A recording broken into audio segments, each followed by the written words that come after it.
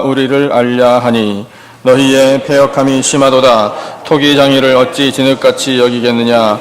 지음을 받은 물건이 어찌 자기를 지은 이에게 대하여 이르기를 그가 나를 짓지 아니하였다 하겠으며, 빚음을 받은 물건이 자기를 빚은 이에게 대하여 이르기를 그가 총명이 없다 하겠느냐. 아멘. 여러분, 가지고 계신 성경책이 여러분 것인 줄로 믿겠습니다. 이렇게 한번 들어보시죠. 성경책을. 여러분, 이 책이 내 책이 되시기를 바랍니다. 꼭요. 그래서 여러분, 저를 따라 이렇게 외쳐주시죠. 하나님, 다시 하나님, 말씀하옵소서. 종이 듣겠나이다. 듣고 행하겠나이다. 아멘. 그러시면서 성경책에, 내 책의 냄새를 맡으시고, 여러분의 손때가 성경책에 묻어있는 만큼 신앙이 자랍니다.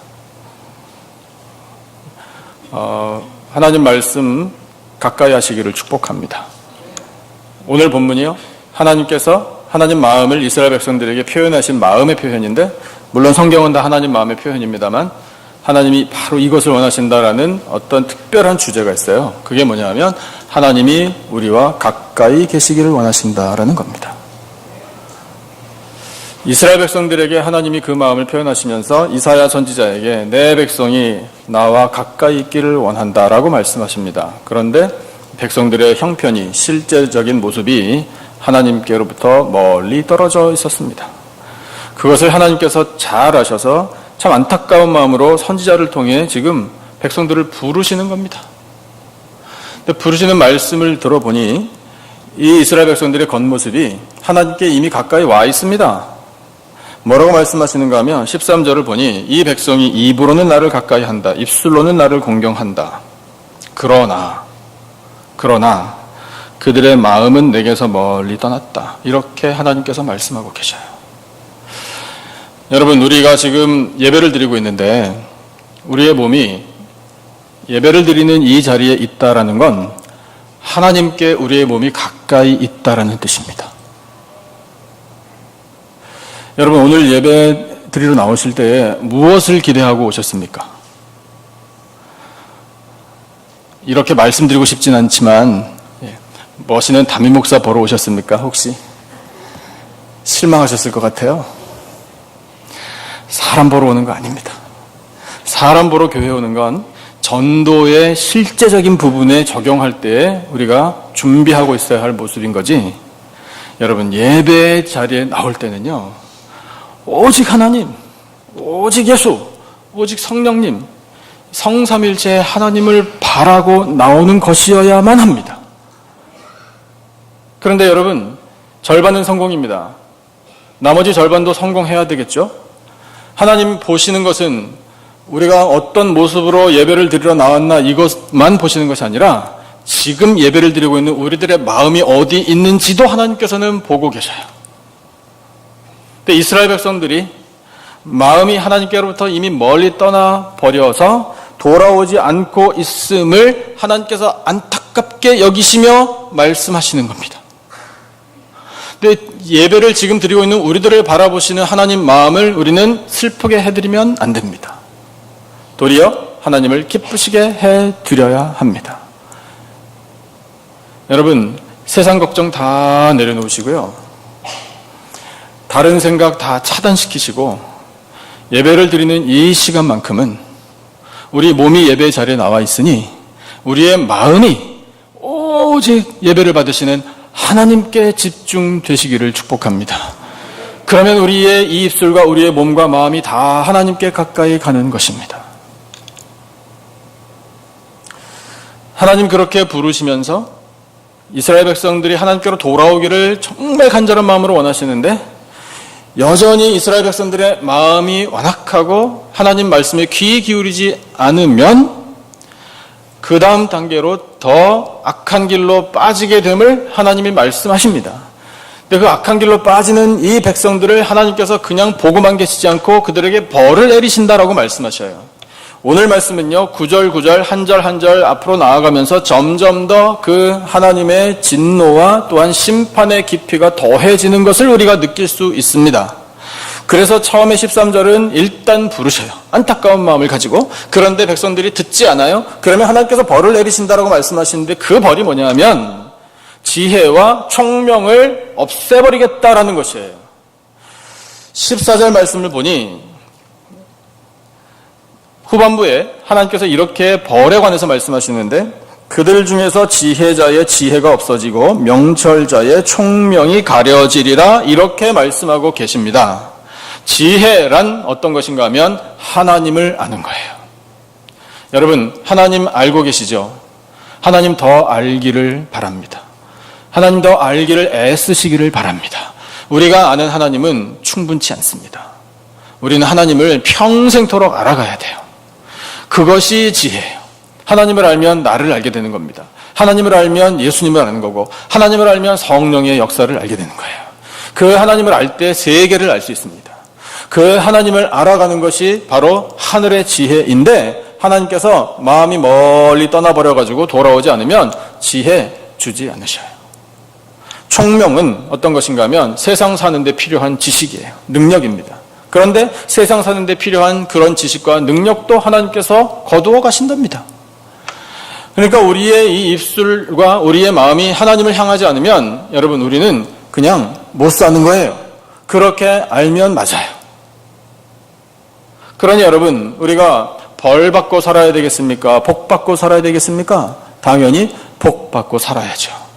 사랑하는 성도 여러분, 복 받고 사시기를 축복합니다. 특별히 이렇게 말씀하시는 하나님께서 절대로 거두어 가시면 안 되는 이 지혜와 총명의 복을 많이 누리시기를 축복합니다. 그러려면 우리의 입술과 우리의 몸과 우리의 진심, 이 마음이 하나님께 가까이 나아가야 합니다. 그렇게까지 하나님이 벌하시겠다라고 말씀하시는데 이 이스라엘 백성들의 마음이 여전히 돌아오지 않습니다. 점점 더 악한 길로 갑니다. 더 하나님께로부터 멀리 가려고 합니다.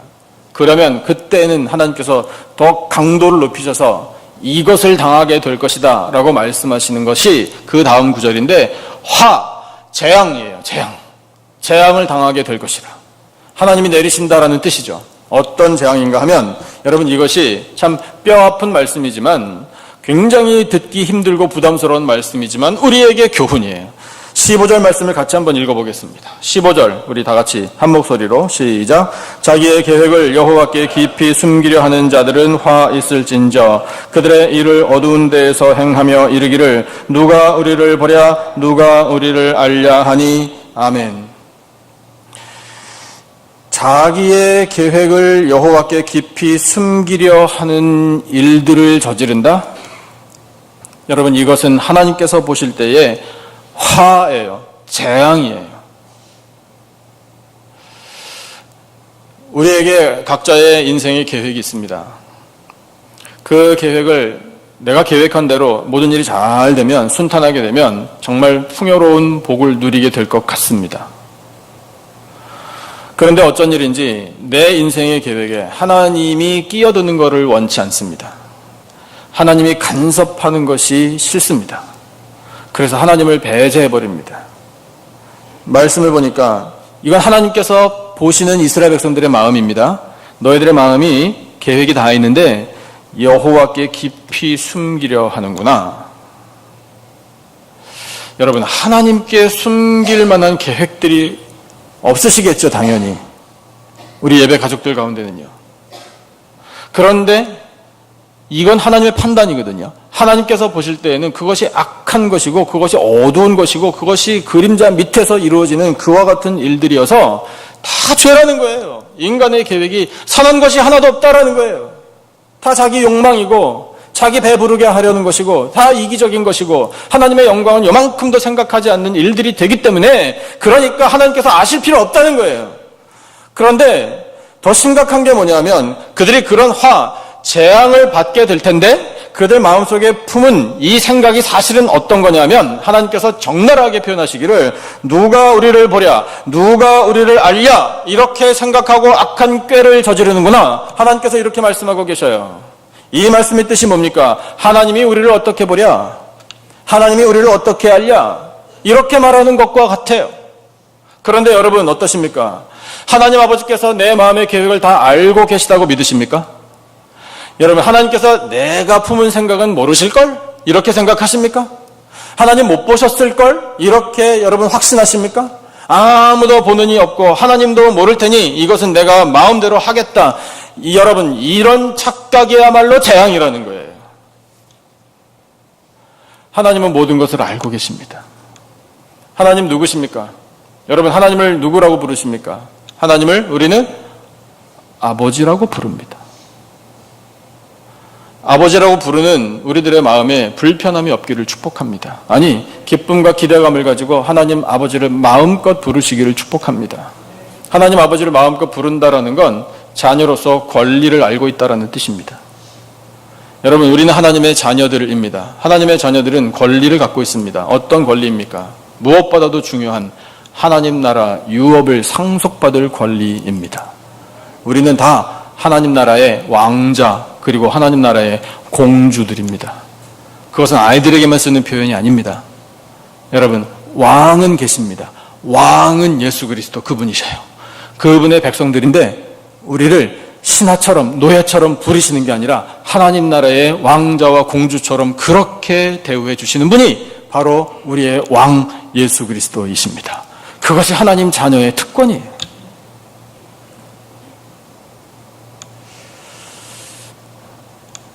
하나님께서는 우리의 모든 것을 다 아시는데 특별히 오늘 말씀을 보니까 우리의 마음이 하나님께 가까이 있는지 하나님으로부터 멀리 떠나 있는지도 알고 계셔요. 감출 수가 없어요. 누가복음 15장에 보면 우리 대부분 다 잘 알고 있는 이야기가 나옵니다. 아버지가 나와요. 그리고 또 누가 나오는지 기억하시죠? 아버지와 두 아들이 나와요. 작은 아들 여러분 생각해 보십시오. 소위 잃었던 아들 탕자라고 불리는 사람입니다. 그 사람이 아버지 재산 미리 땡겨서 받아서 나아가서 탕진하고 있을 때 그걸 아버지가 알았을까요? 모르셨을까요?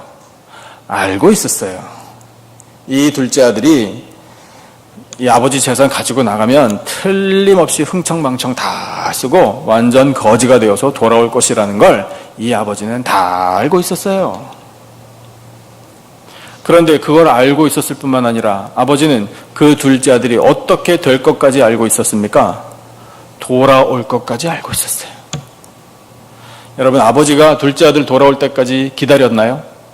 기다렸습니다. 기다렸다는 걸 우리가 어떻게 알 수 있죠? 그 거지가 된 아들이 멀리에서 오는데도 불구하고 아버지가 대번에 알아보고 달려나갔다. 그 사실 하나만 봐도 이 아버지가 날마다 이 집 나간 둘째 아들을 기다리고 있었구나라는 것을 알게 됩니다.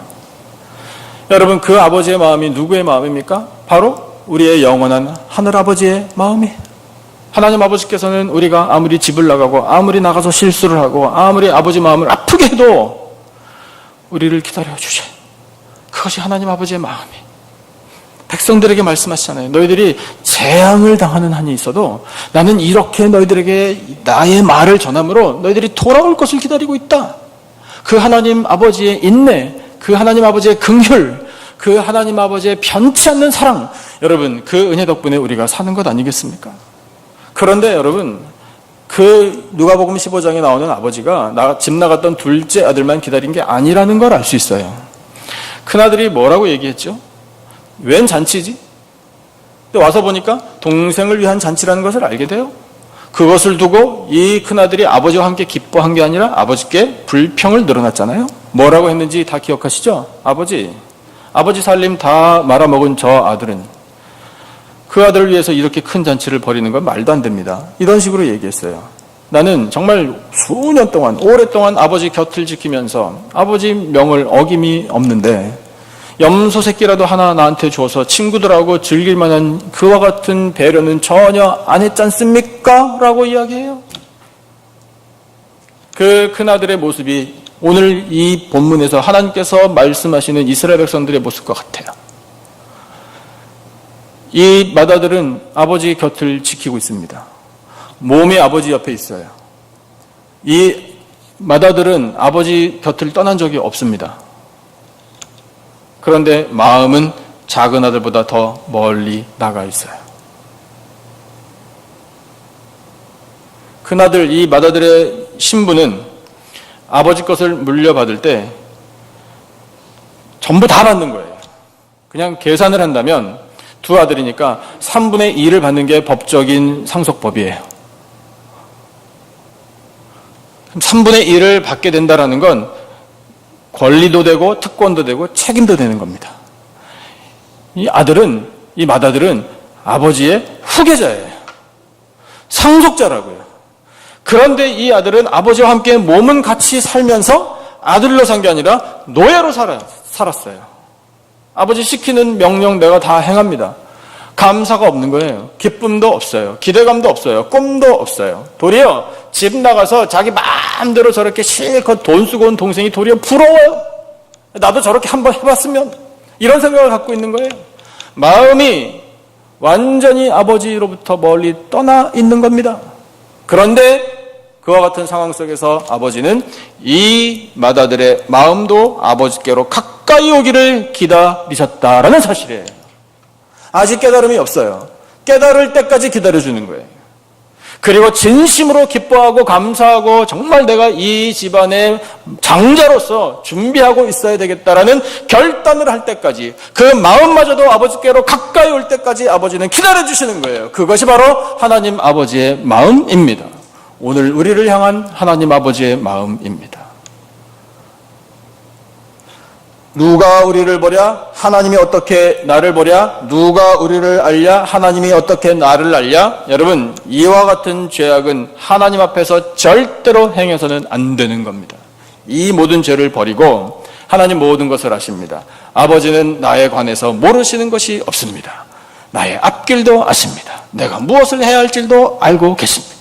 내 마음속까지 다 알고 계시는 아버지께 제 마음도 드리고 저의 정성도 드리고 몸도 드리고 다 드립니다. 인생 전부를 바칩니다. 여러분, 그런 결단을 행할 때 우리의 이 입술과 우리의 이 마음이 하나님 아버지께 가까이 나아가는 것입니다. 하나님께 가까이 나아가면 복을 받게 될 줄로 믿습니다. 이렇게까지 말씀하시는데 이스라엘 백성들이 여전히 마음이 완악해요. 돌이키지를 않아요. 그러니 하나님께서 더 강도 높은 말씀을 주고 계셔요. 그 강도 높은 말씀이 16절입니다. 16절 같이 한번 읽어보겠습니다. 16절 우리 다 같이 한 목소리로 시작. 너희의 패역함이 심하도다. 토기장이를 어찌 진흙같이 여기겠느냐. 지음을 받은 물건이 어찌 자기를 지은 이에게 대하여 이르기를 그가 나를 짓지 아니하였다 하겠으며, 빚음을 받은 물건이 자기를 빚은 이에게 대하여 이르기를 그가 총명이 없다 하겠느냐. 아멘. 하나님께서 이 단어를 쓰십니다. 너희의 패역함이 심하도다. 강도가 점점 높아져요. 처음에는 안타깝다, 돌아오라, 너무 멀리 있다, 가까이 오라 이렇게 부르셨는데 그 말을 듣지 않으니 너희들에게 벌을 내릴 것이다. 그 말도 듣지 않으니 너희들에게 재앙이 임할 것이다. 그 말도 듣지 않으니 이제는 너희의 패역함이 심하구나. 하나님께서 이렇게 말씀하고 계셔요. 여러분, 우리는 절대로 패역한 사람들이 되지 마십시다. 패역하다라는 건 하나님을 완전히 실망시킨다라는 뜻이에요. 정말 포기해버리고 싶을 만큼 악하다라는 뜻이에요. 우리는 절대로 그렇게 되지 말 것을 하나님이 이 말씀을 통해서 교훈하고 계십니다. 그 말씀을 들려주심이 은혜예요. 얼마나 패역함이 심해지는가 하면 비유의 말씀을 주고 계시지 않습니까? 토기장이에 하나님을 비유하시고요. 진흙에서부터 만들어진 토기에 이스라엘 백성들을 비유하셔요. 진흙 덩어리는 진흙으로 있을 때는 정말 아무것도 아니에요. 그런데 토기장의 손에 진흙이 가게 되면 반죽이 되고 구워지고 토기가 되고 쓰임받아요. 그런 관계라는 거예요. 그래서 토기장이가 토기를 만들었는데 이 토기가 말을 한다면 말하기를 이렇게 말하는 것과 같다. 그게 패역함이 심한 건데 토기장이 당신이 날 만든 게 아닙니다. 이렇게 말하는 거예요. 아니 토기장이가 만들어주지 않는데 어떻게 토기가 됩니까? 여러분, 그 사실이요, 오늘 우리에게 어떻게 적용되는가 하면 하나님께서 우리의 생명을 창조하셨는데 그 놀라운 변함없는 진리를 거부하는 일이에요. 여러분, 우리가 어떻게 이렇게 생기게 됐죠? 우리가 어떻게 생명을 누리게 되었습니까? 하나님께서 지어주신 것밖에는 다른 대답이 없지 않습니까? 그런데 세상은 뭐라고 이야기하죠? 어느 날 알 수 없는 빅뱅, 큰 폭발이 일어나서 단세포 동물에서 원숭이가 만들어지고 원숭이 꼴이 없어져가지고 별로 쓸모없으니까 그러다가 똑바로 서게 돼가지고 직립보행하는 사람이 되었다라고 진화론을 내세워요. 헷갈리십니까 혹시? 아, 나의 조상 중에 어떤 원숭이가 있을까? 이런 궁금증이 있으십니까? 하나님 입장에서 그렇게 말을 하는 사람을 보신다면 하나님 마음이 이 패역함이 심하구나 라고 말씀하실 수밖에 없는 거예요. 절망적이로구나 탄식하실 수밖에 없는 거예요. 그러나 여러분, 우리는 우리의 생명을 창조하신 창조주 하나님을 믿습니다. 그 믿음을 갖게 됨이 은혜 중에 은혜입니다. 창세기 1장 1절은 그래서 항상 진리입니다. 다 암송하고 계시죠? 저를 따라 한번 암송하실까요? 시작이? 예, 바로 그거예요. 다 같이 시작. 태초에 하나님이 천지를 믿으십니까? 천지를 창조하셨다는 그 말씀 속에 내 생명도 창조하셨습니다라는 고백이 들어있는 거예요. 그런데 하나님이 창조하셨다는 것은 인정할 수 있다고 칩시다. 이것이 이스라엘 백성들의 마음이에요. 그런데 보니 마음에 안 들어요. 그래서 불평하는 거예요. 하나님이 왜 우리 민족을 이렇게 조그만 민족을 만드셨습니까? 하나님은 우리를 왜 강대국 애굽이나 아수르나 이런 나라처럼 이렇게 강하게 큰 나라로 만들지 않으셨습니까? 하나님은 우리 민족을 왜 이렇게 고생시키십니까? 왜 이런 전쟁을 많이 겪게 하십니까? 이런 식으로 불평하는 거예요. 왜 하나님은 우리 민족에게 재물을 주지 않습니까? 왜 이런 위기를 겪게 하십니까? 라고 불평하는 거예요. 그러니까 하나님께서 패역함이 심하도다라고 말씀하실 수밖에 없는 겁니다. 마음이 하나님께로부터 점점 멀리 떠나니 불평이 그치지 않아요. 근데 여러분, 그와 같은 불평이 우리에게도 적용될 수 있습니다. 이렇게 나타나는 거예요. 여러분, 하나님께서 우리를 창조하셨는데 하나님이 나를 이렇게 창조하셨습니다. 감사하십니까? 혹시 아침에 거울 보실 때마다 하나님이 왜 나를 이렇게 만드셨을꼬? 다 다르게 만드셨으면 훨씬 좋았을 것을, 이런 생각을 혹시 하십니까? 여러분, 하나님이 나를 이렇게 만드신 것이 시인이 걸작품을 만드는 것과 같은 마음으로 창조하신 작품입니다. 나의 외모뿐만 아니라 나의 성격, 나의 스타일, 나의 환경, 모든 것은 다 하나님의 작품입니다. 그러면 그 하나님의 작품, 그 하나님의 솜씨 앞에 우리가 가져야 할 태도는 뭘까요? 한 가지밖에 없어요. 감사하는 것입니다. 여러분, 지금 이렇게 하나님께서 우리들의 삶을 창조해 오셨음 앞에 감사 찬양하시기를 축복합니다. 그렇게 감사하는 마음이 하나님께 가까이 나아가는 마음이거든요. 그래서 우리의 입술로 찬양을 해야 하는 거고, 하나님 감사합니다. 하나님께서 다 하셨습니다. 하나님 지금까지 나를 은혜로 지켜주셨습니다. 라고 고백하면서 우리의 진심을 담아 그 하나님을 경배할 때 우리의 몸도, 우리의 입술도, 우리의 마음도 하나님께 가까이 나아가는 것이고, 그런 인생이 복을 받는 인생입니다. 여러분, 하나님께 가까이 나아가시겠습니까? 하나님께 가까이 나아가 하나님 내려주시는 영원한 복 누리며 사시기를 축복합니다. 조금 더 한 걸음 더 나아가 생각해야 할 일이 있습니다. 하나님께서 우리의 입술로도 우리의 마음으로도 하나님을 경배하며 하나님께 가까이 나오기를 원하시니 우리 실제적인 삶의 현장에서 정말 하나님께 가까이 나아가야 합니다. 실제적인 삶을 통해서 하나님께 가까이 나아갈 수 있는 방법은 두 가지 생각할 수 있습니다. 그 첫째는 뭐냐면 하나님께 진심으로 고백하면서 사는 것입니다. 우리가 매주일 예배를 드릴 때 찬양 끝나고 신앙 고백을 합니다. 사도신경으로 신앙 고백을 하는데, 우리가 지금 고백하고 사용하는 이 사도신경은 옛날 버전의 번역입니다. 그런데 여러분 갖고 계신 성경책이 개역개정이잖아요. 개역개정 성경책 찬송책이 나올 때 이 사도신경도 새 번역이 나왔어요. 여러분 갖고 계신 나의 책이니까 소중히 여기시는 나의 책 이 첫 번째 겉표지 앞쪽 표지를 넘기시면 그 안에 사도신경이 인쇄되어 있을 거예요. 옛날 버전의 사도신경도 있고 그 밑에 보면 새 번역 사도신경도 있으실 겁니다. 있으십니까? 한번 보시면 조금 달라요. 편한 현대 말로 번역해 놨는데 뼈대는 이겁니다. 나는 믿습니다. 이 뼈대예요. 그래서 나는 믿습니다 라고 표현된 문장 한 3문장 정도만 같이 한번 읽어보겠습니다.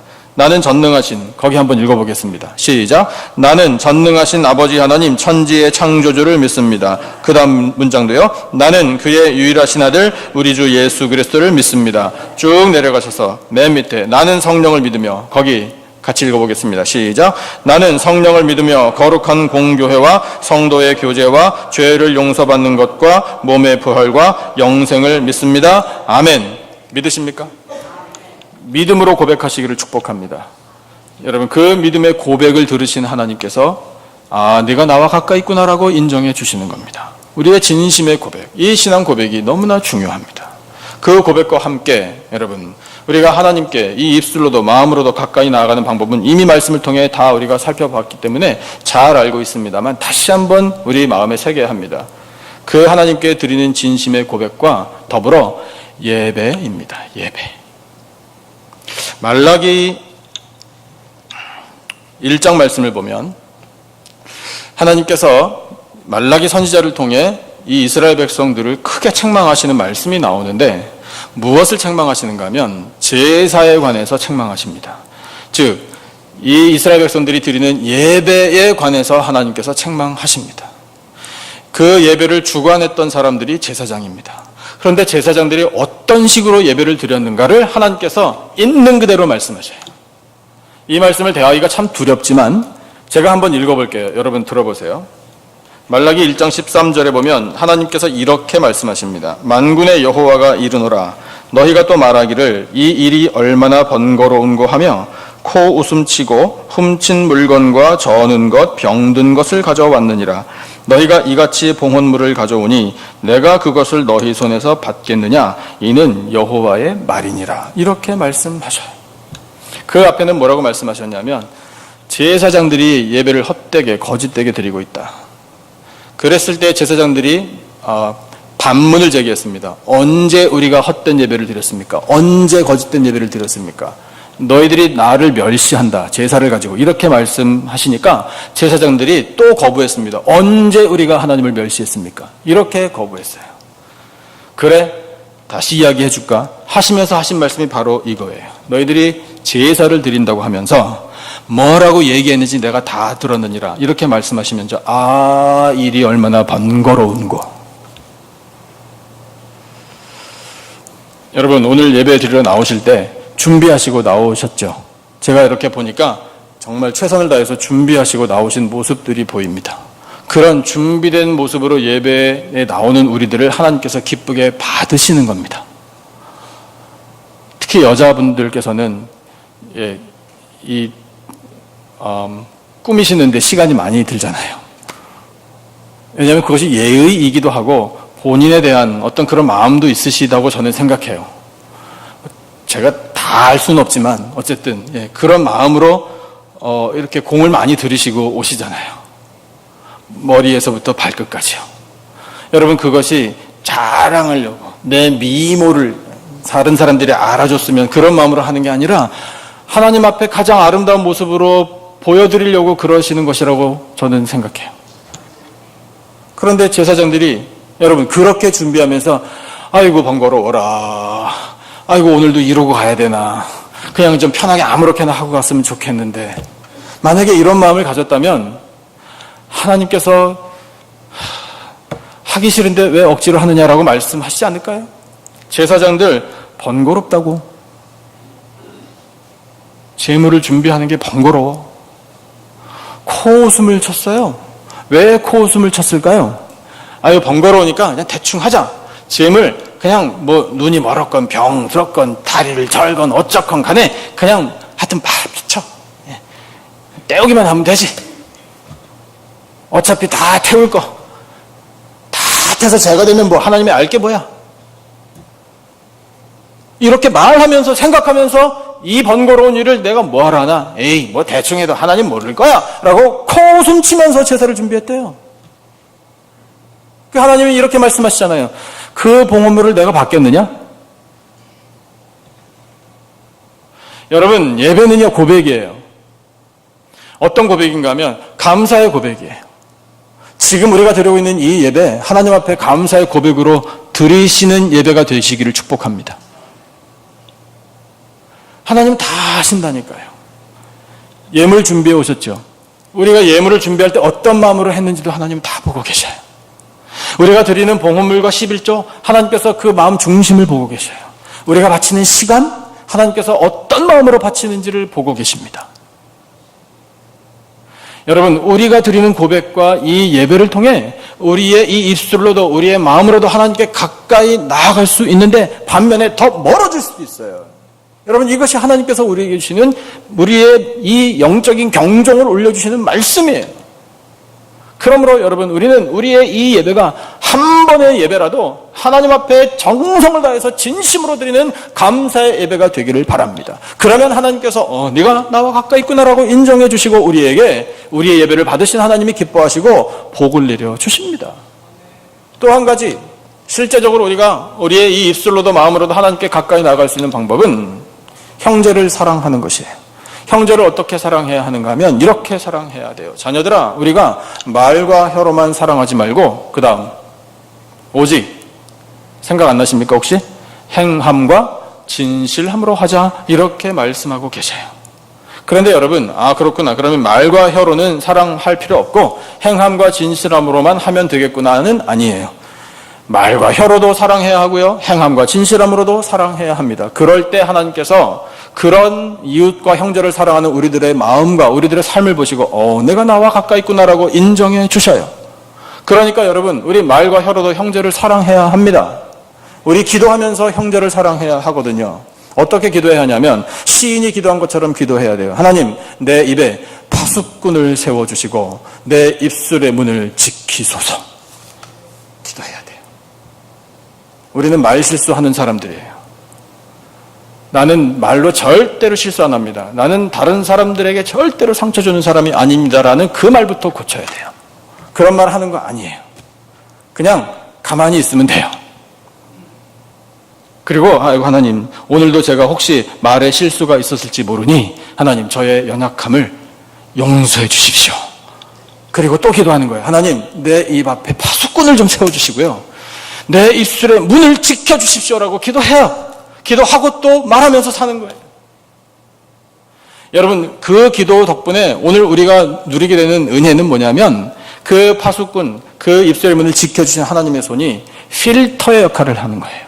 필터의 역할을 해서 거친 말, 다른 사람 욕하는 말, 헐뜯는 말, 비방하는 말, 깎아내리는 말, 자기 자랑하는 말, 그런 모든 말, 거짓말까지 다 하나님께서 걸러주시는 거예요. 걸러주시고 그 필터를 통과해서 나오는 말은 아름다운 말, 격려하는 말, 사랑하는 말, 칭찬하는 말, 높이 세우는 말, 섬기는 말, 덕을 세우는 말, 은혜를 끼치는 말을 하게 되는 겁니다. 여러분 우리의 아량으로 우리의 인격으로는 되지 않습니다.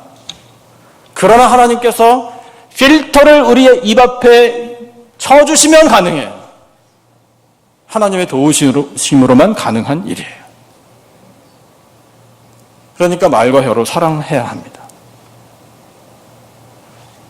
실습해야 되잖아요. 말씀을 들으면 우리 처음에 결단했잖아요. 하나님 저에게 말씀하시면 듣고 행하겠나이다. 우리 결단했으니까 행해야죠. 연습하고 우리 세상으로 흩어집시다. 옆에 계신 분 한번 보셔요. 보시고요. 사랑합니다. 라고 말씀 한번 해주시면 감사하겠습니다. 쑥스러우시죠? 저도 쑥스러워요. 그래도 자꾸 하면 그것이 우리 몸에 배일 거예요. 행함과 진실함으로도 사랑해야 합니다. 여러분 말씀 한 군데만 또 생각해 보시죠. 누가복음 10장에 보면 유명한 이야기가 나와요. 소위 선한 사마리아 사람에 관한 예수님의 말씀이 나옵니다. 그 말씀을 하게 된 동기가 있어요. 어떤 율법 교사가 예수님께 와서 질문을 드렸습니다. 그 질문에 대해서 대답을 주신 거예요. 그런데 그 율법 교사가 참으로 마음이 하나님께로부터 멀리 떠났던 사람이에요. 예수님께 질문을 해왔는데 그렇지 않아요. 성경이 분명하게 가르쳐 주는데 그 율법 교사가 예수님을 시험하려 하여 나왔다라고 기록되어 있어요. 감히 누가 누구를 시험합니까? 제가 봐도 화가 나는 상황입니다. 그런데 우리 예수님께서는 화를 내신 게 아니라 도리어 그 부족한 죄인을 받아주시고 그를 가르쳐 주셔요. 질문도 그래요. 뭐라고 질문했는가 하면 선생님, 내가 어찌하여야, 내가 무엇을 하여야 영생을 얻으리이까? 이렇게 질문했어요. 질문 자체가 잘못된 거예요. 그 질문은 묵살해도 상관없어요. 왜냐하면 여러분, 영생을 어떻게 얻습니까? 내가 무엇을 하여야 영생을 얻습니까? 아닙니다. 영생은 오직 예수님을 믿어야만 얻는 것입니다. 아멘이십니까? 예수님을 믿어서 영생 얻으시기를 축복합니다. 영생의 말씀이 예수님께 있습니다. 근데 내가 무엇을 하여야 영생을 얻으리까? 라고 질문한 건 나 좀 합니다. 이거 아닙니까? 가르쳐 주십시오. 말씀해 보십시오. 아마 제가 이미 하고 있는 것을 말씀하실걸요. 이런 의도잖아요. 거기에 대해서 주신 말씀이 바로 선한 사마리아 사람에 관한 말씀이에요. 마지막 부분에 후반부로 가면 자비를 베풀지 않았는데 자비를 베풀지 않은 사람들이 제사장과 레위인이에요. 율법 교사가 들을 때 자기와 동료들입니다. 그 사람들이 자비를 베풀지 않고 도리어 사마리아 사람이 자비를 베풀었다라고 말씀해 주셨어요. 그 말씀을 들을 때 율법 교사의 마음이 어땠는지 짐작이 됩니다. 자존심 상하는 거예요. 왜 하필이면 사마리아 사람이 자비를 베풀었지? 그 인간 같지도 않은 인간이? 이렇게 생각하는 거예요. 불쾌해요. 그리고 예수님께 딱 거부해요. 난 그 말대로 못하겠습니다라고 거부할 만한 상황이에요. 근데 그렇게 하지 않고 만약에 이 율법교사가 그 말씀을 듣고 그렇군요. 제가 이제는 사마리아인 절대로 멸시하지 않겠습니다. 사람이 사람을 멸시한다는 건 죄임을 깨달았습니다. 저도 자비를 베풀기를 원합니다. 이런 식으로 마음을 고쳤다면 정말 참 좋은 일이죠. 어찌됐건 간에 여러분 우리가 얻을 수 있는 교훈은 뭐냐면 우리도 형제와 이웃을 행함과 진실함으로 해야 되는데 어떻게 할 수 있는가 하면 사마리아 사람처럼 할 수 있습니다. 그것은 실제적으로 시간과 재물, 자원을 투자해야 가능한 일이에요. 사마리아 사람이 어떻게 했는지 여러분 아시죠? 자기 여정이 있었는데 그 여정을 일단 뒤로 하고 이 거의 죽어가는 사람을 도와줍니다. 그 사람이 유대인이에요. 그러면 이 죽어가는 사람은 자기를 인간 취급하지 않고 멸시하는 사람이란 말입니다. 그런데도 불구하고 그 사람을 도와줘요. 도와주고 상처 치유해주고 여관으로 데려다가 거기에 묵게 하면서 주인에게 뭐라고 말하죠? 데나리온 2를 주면서 이걸로 비용을 쓰십시오. 더 들면 내가 돌아오는 길에 다 갚겠습니다. 라고 이야기하잖아요. 시간 투자했고요. 재물 투자했고요. 자기의 마음 투자했고 모든 것을 투자했어요. 그렇게 하는 것을 보시고 예수님께서 하신 말씀이 뭐냐면 이웃을 사랑한다라는 건 이렇게 하는 거야 라고 말씀하시는 겁니다. 그러니까 여러분 우리가 이웃을 사랑하는 데 있어서 그냥 말로만 행함과 진실함으로 해야죠. 그리고 밥 먹읍시다. 이러면 아무것도 안 일어나는 거예요.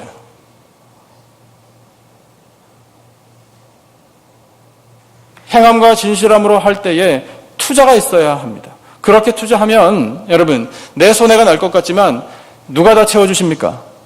하나님께서 다 채워주십니다. 왜냐하면 하나님 말씀하셨기 때문에 그래요. 눈에 안 보이는 하나님을 어떻게 너희들이 사랑하겠느냐? 눈에 안 보이는 하나님을 사랑할 수 있는 방법은 너희 눈에 보이는 형제를 사랑하는 것이라. 눈에 보이는 형제를 사랑하지 않으면서 눈에 안 보이는 하나님을 사랑한다라고 말하는 건 거짓말이라. 눈에 보이는 형제를 행함과 진실함으로 사랑하는 그 사랑을 내가 볼 때 하나님께서 나를 사랑하는 것으로 내가 인정해 주겠다라고 말씀하시는 거예요. 그런 사람들을 두시고 칭찬하시는 말씀이 나와 가까이 있구나 라고 말씀하시는 겁니다. 그러면 복을 받는 거예요. 조금 전에 여러분 옆에 계신 분하고 인사 나누셨잖아요. 사랑합니다라고요. 그분하고 평안하십니까? 관계 괜찮으셔요? 그분하고? 네. 사랑하는 성도 여러분, 여러분의 가정마다 행복이 넘쳐나시기를 축복합니다. 남편과 아내 사이에 모든 불화가 사라지기를 축복합니다. 예수 그리스도의 피로 중간에 막힌담이 다 허물어질 줄로 믿습니다. 여러분, 형제와 이웃을 사랑하라? 거기까지 우리가 나아가야 하는데 가장 가까운 분들하고 불화하면 어떻게 하겠습니까? 기본부터 해야 되는 거예요. 그러니까 여러분, 남편과 아내가 먼저 진심으로 말과 혀로 사랑하고 행함과 진실함으로 사랑하고, 저는 남편과 아내 사이에도요, 커피 한 잔 오늘 내가 사지, 이런 게 있어야 된다고 생각해요. 그 주머니가 내 주머니인데, 이런 생각 말고요, 그 말을 한다는 것 자체가, 부모가 자녀에게 오늘 내가 너에게 밥을 산다. 예. 언제 안 샀나요? 그렇지만 그런 마음으로 자녀가 부모에게도 마찬가지, 친구, 가장 가까운 분들에게 할 때에도 행함과 진실함으로. 그럴 때 여러분, 그런 우리들의 삶을 보신 하나님께서 너희들이 나와 가까이 있구나라고 인정해 주시고 하나님이 예비하신 더 놀라운 사랑과 더 크신 복과 은혜를 내려주십니다. 여러분, 하나님께서는 안타까운 마음으로 이스라엘 백성들 돌아오기를 원하셨습니다. 오늘 우리를 바라보신 하나님께서는 그런 안타까운 마음이 아니라 도리어 기대하는 마음으로 우리를 보시게 해드려야 합니다. 나는 너희들을 볼 때에 기대감이 생긴다 라고 칭찬해 주실 만한 삶, 그런 삶이 되려면 우리의 입술로도 우리의 마음으로도 하나님을 경배하고 하나님을 사랑하고 하나님께 고백하고 예배를 정성으로 드리고 형제와 이웃을 사랑하는 삶이 되어야 합니다. 여러분, 그렇게 살아가는 우리들 하나님께서 나와 가까이 있다라고 칭찬해 주시고 그 기대를 이루어드리는 우리들의 삶을 통해 하나님이 영광을 받으시고 우리는 풍성한 은혜를 누리며 사는 복된 인생들이 되시기를 예수님의 이름으로 축원합니다. 기도하겠습니다. 하나님 아버지, 감사합니다. 저희들에게 귀한 말씀 허락해 주셔서 입술로도 마음으로도 하나님께 가까이 나아가는 것이 영광이며 복인 것을 깨닫게 하시니 감사합니다. 하나님, 저희들 입술로 하나님을 온전히 경배하며 찬양하며 살겠습니다. 저희들의 마음으로, 저희들의 진심으로 하나님을 경배하며 또한 고백하며 살겠습니다. 하나님, 저희들의 예배를 아버지께서 기쁨으로 받아주시기를 간절히 원합니다. 하나님, 형제를 사랑하되 말과 혀로 사랑하고 행함과 진실함으로도 사랑하기를 원합니다. 주여, 저희들의 그와 같은 삶을 보실 때에 하나님께 가까이 있음을 보시며 기뻐하시고 저희들에게 더 크신 은혜와 사랑과 복을 내려주실 줄로 믿습니다. 그 은혜 앞에 늘 감사하며 하나님 보실 때에 영광을 나타내며 은혜 가운데 사는 복된 인생들이 다 되게 하여 주시옵소서. 귀한 말씀 주심을 감사하오며 예수님의 이름으로 기도드리옵나이다. 아멘. 찬송 210